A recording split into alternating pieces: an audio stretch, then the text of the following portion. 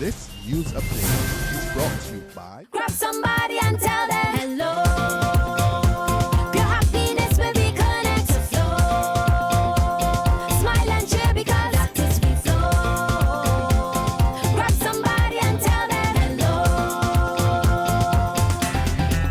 With your hands in the air, hands in the air, hands in the air, hands in the air. This is how we flow, yeah. Grab somebody and tell them this is how we flow.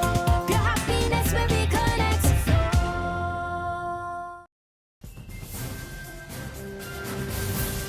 It's Tuesday, August the 11th, 2015, and this is your Barbados Today morning news update. I'm Emmanuel Joseph. Thanks for joining us. We begin with news that the paternal grandmother of Jehan King, the 6-year-old boy who police said died as a result of chest trauma just over a month ago, is asking why is it taking so long for someone to be charged with the boy's unnatural death. Ina Brown, the foster mother of Jehan's father, John King, who is expected to be released from a Canadian jail this month, told Barbados Today the police seem to be taking their time with the investigations. Last week, it was reported that the acting commissioner of police, Tyrone Griffith, had confirmed that the autopsy showed the boy had died unnaturally.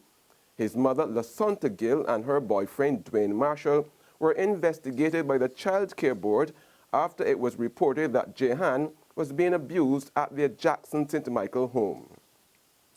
Shopping at retail outlet Cost You Less is about to cost Barbadians more from September the 1st, as prices are about to rise on hundreds of items. The store, which seemed to be the first out of the block, with the notice on pending price increases as a result of the announcement in the June 15 budget of the adjustments to the basket of goods, said the price rises were in keeping with government regulations. Price increases on items exempt from the so-called basket of goods are expected to take effect at supermarkets and shops across the island as of September 1st. Notices placed in the snack aisle of the bulk retailer at Welch's Walks in Thomas Store said that in compliance with government regulations, beginning September 1st, 2015, new value-added tax of 17.5% will be added to hundreds of items. When contacted, store manager Joe Leschaus told Barbados Today the move was in response to the change of items in the basket of goods.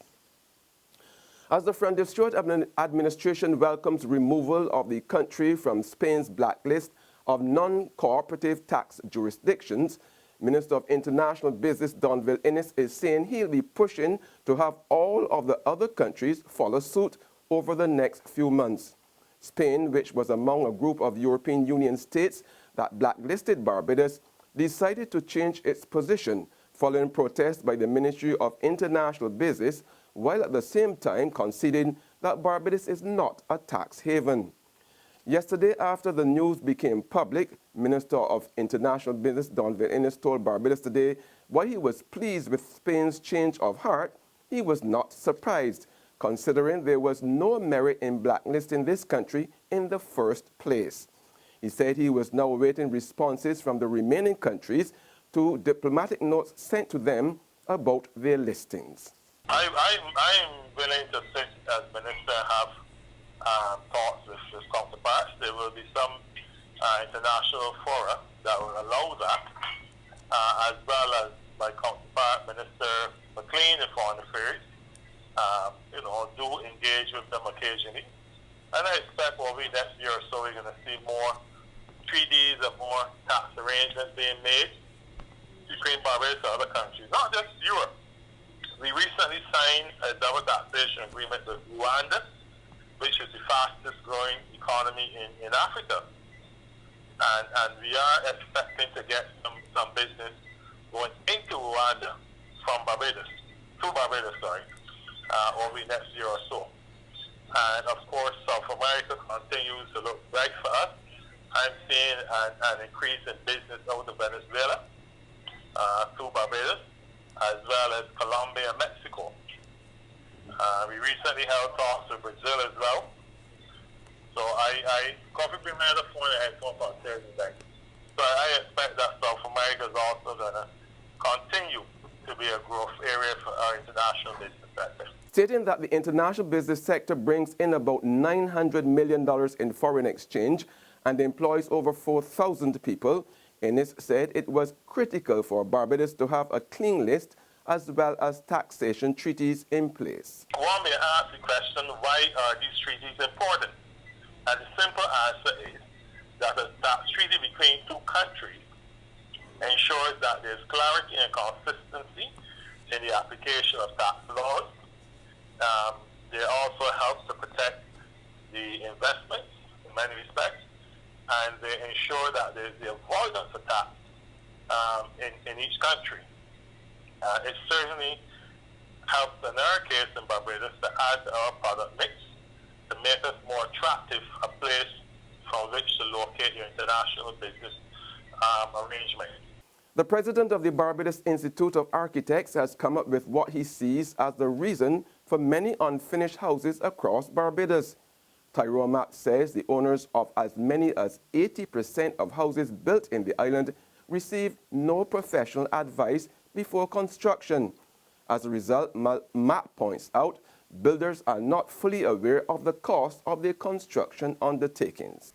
As you look around or drive around through this urban core, St. James, St. Thomas, sometimes in St. George areas, you may see a lot of, as I again would say, unfinished houses. And we wonder why. There's a certain lack of professionalism. Our advice given to a lot of people who are seeking houses in this country.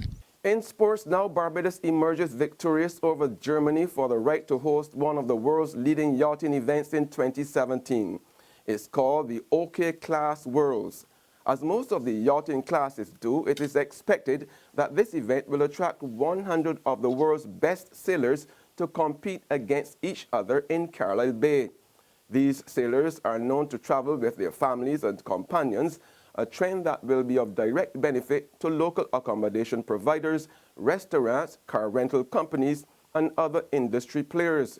The year 2017 will also see Barbados hosting, for the first time, 2 international yachting competitions in 1 year, as the island will also play host to the very large and popular Fin Masters Worlds. That event will feature races among a class of heavier dinghies as seen in the Summer Olympic Games. There's regional and international news after this short break. Secure your future, be financially strong. Since 1983, we have been there for you. A smart range of products, great tax benefits. We're the solution to your hopes and your dreams. The Barbados Workers Union Cooperative Credit Union. The Barbados Workers Union Cooperative Credit Union. Humble beginnings to smart loans, smart savings. Save smart and borrow smarter, that's the move for me. Stability, prosperity, we're the solution to your hopes and your dreams. The Barbados Workers Union Cooperative Credit Union. The Barbados Workers Union Cooperative Credit Union. Got it in my hand, yeah. My Barbados, my bank. Got to understand, yeah. My Barbados, my bank. Ain't nothing like a core bank spare. None of them others just can't compare.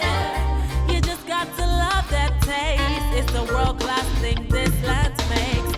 Whether I'm cruising or at a bar, whether I'm at home, my bank spare is never far. For this blessing, got to give God thanks. My Barbados, my bank. In regional news, the police in Trinidad and Tobago are remaining silent on the reported assassination plot against opposition People's National Movement leader, Dr. Keith Rowley. Police Commissioner Stephen Williams is not confirming or denying the claim being made by the political party, and he refuses to explain his position. When contacted yesterday, he said he was not commenting on the matter, and while he has his reasons, he won't be disclosing them either. While the PNM maintains that it obtained high-level confirmation of the plot, the government's communications minister Vasant Barat is communicating a different message. First time in Trinidad and Tobago. When Dr. Rowley spoke on the platform in Tobago on Sunday, he directly placed the blame on the government. It could be the basis of the government's cavalier response. Barath also stated that for any allegation of this nature to receive a serious response, it must be reported to the police, not, quote, shouted from a political platform in the hopes of attracting public sympathy, end quote. The Minister of National Security on Sunday said no such report was made to him, and those comments are angering PNM PRO Faris Al-Rawi. For a first response coming from as high a person as the Minister of National Security of this type shows that you're not interested in your job.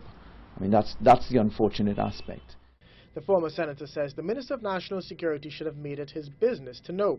It's the second time he did not have knowledge of a major event. The first, Al-Rawi says, being the July 24th prison break. And finally, on the international scene, prosecutors in Ferguson, Missouri have charged a man with assaulting officers during events marking the first anniversary of the killing of unarmed black teenager Michael Brown. They named the suspect of 18-year-old Tyrone Harris, who was critically wounded in a gun battle with police on Sunday. The authorities have declared a state of emergency in the city.